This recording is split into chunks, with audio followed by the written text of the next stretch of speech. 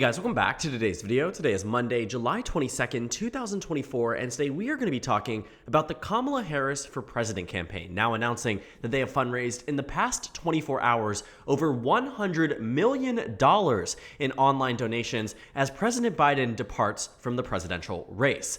Now, this has shown there is a huge surge in enthusiasm and energy surrounding Vice President Harris entering into the presidential landscape. This decision now to replace President Biden with Vice President Harris on the ticket clearly has invigorated Democrats, now bringing in a total $100 million in small donor donations nationwide in many crucial battleground states and, of course, safe states that are pouring into the most money ever fundraised in Democratic Party history in one singular day.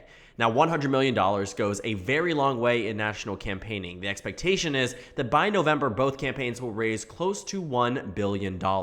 And for one night to result in $100 million, a tenth of what the campaign will likely fundraise between now and November and in totality, shows that Kamala Harris brings again a newfound energy and spirit to this Democratic ticket at a time they needed it the most. Now, earlier today, there was an article talking about how Kamala Harris 7 hours ago raised $49.6 million.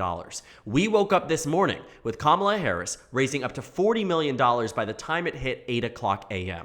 Between 8 o'clock a.m. and 3 o'clock p.m. Eastern Time, Kamala Harris has raised $50 more million. And to make things even better, for the Democratic Party, a Democratic super PAC announces that since Vice President Harris was announced as the new candidate for president, they raised $150 million. This is Future Forward PAC. They focus on presidential elections. They focus on President Biden. Here they find that they raised $150 million for Kamala Harris, totaling up to a combined factor here of the Democratic Party raising $250 million. $250 million as Kamala Harris and Donald Trump are now faced off to be candidates and oppositional candidates this coming November. Now, if you remember what happened after the conviction for former President Trump, Donald Trump for the first time ever out-fundraised President Biden. But even before then, President Trump was on track to raise more money combined with the RNC and the Trump for President Committee. You also found that the Democrats, the DNC, and President Biden were one in the same. It was the Biden Victory Fund that was on the DNC side. Point being that the combined vote share here resulted in the Democratic Party raising roughly on par with what Republicans were raising. But then Republicans surpassed them. By the end of May, it very much seemed like Republicans were on track to consistently out-fundraise Democrats.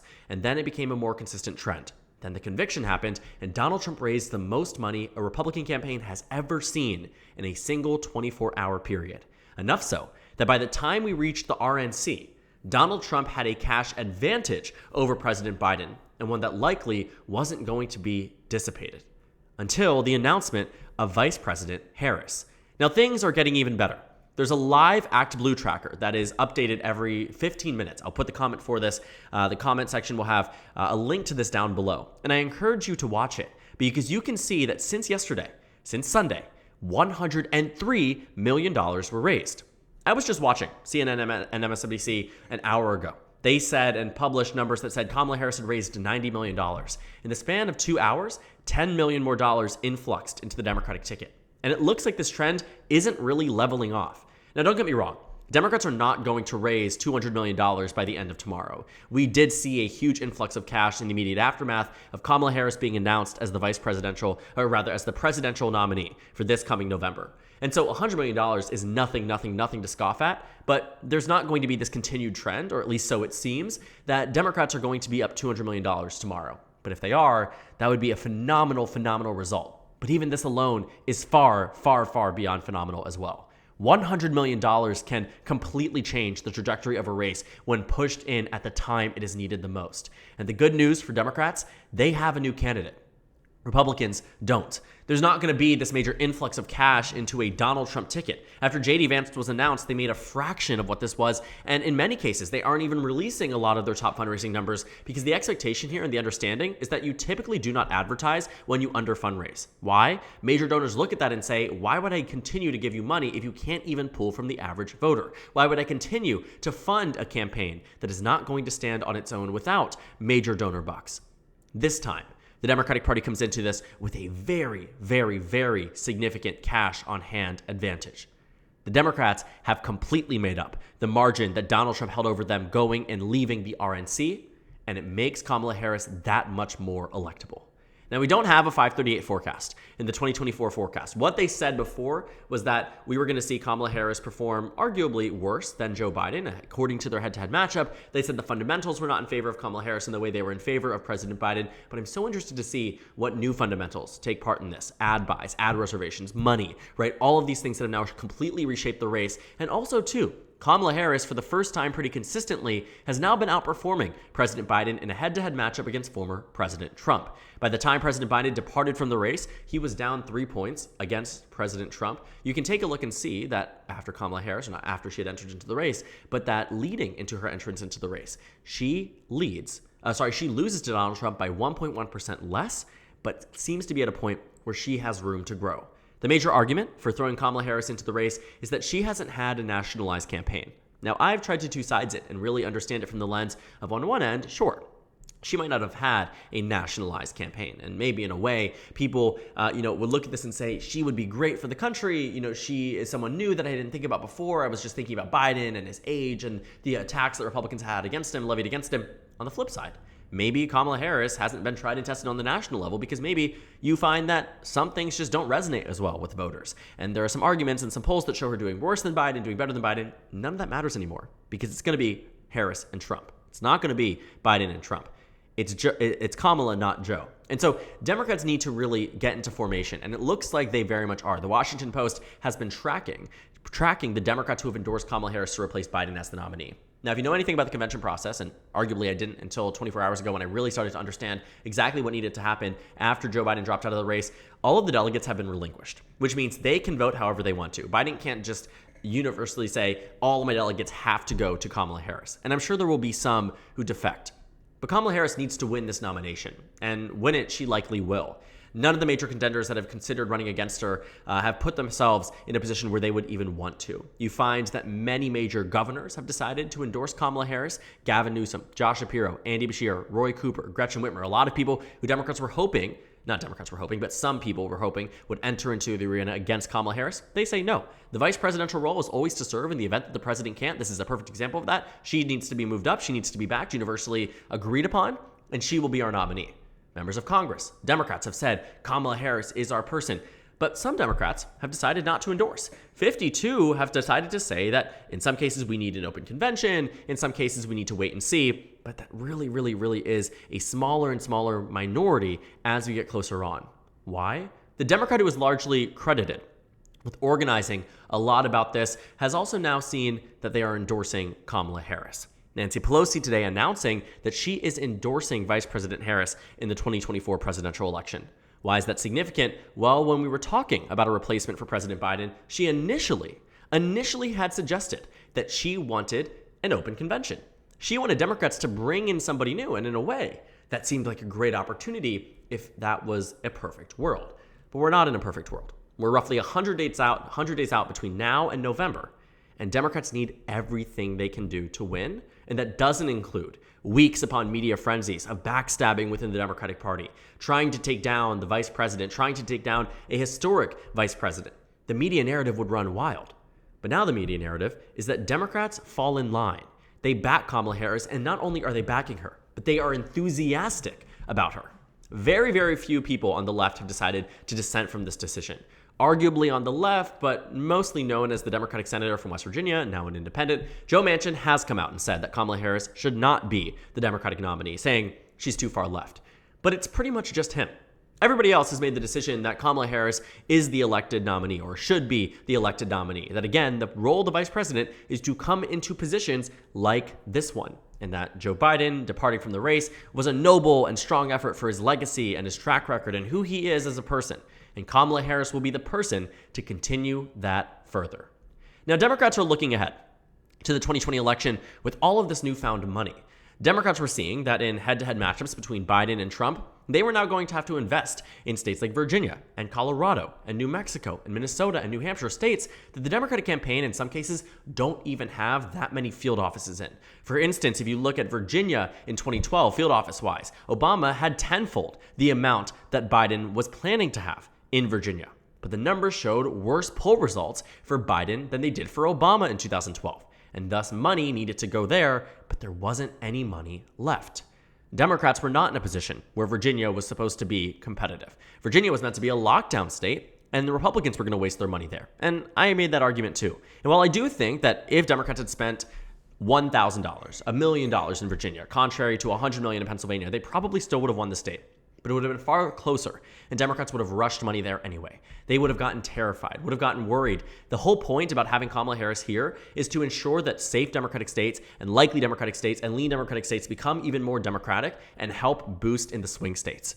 Not only will Kamala Harris as a new candidate potentially do that, but money absolutely will. Money that was never, ever going to come forth with a Biden campaign.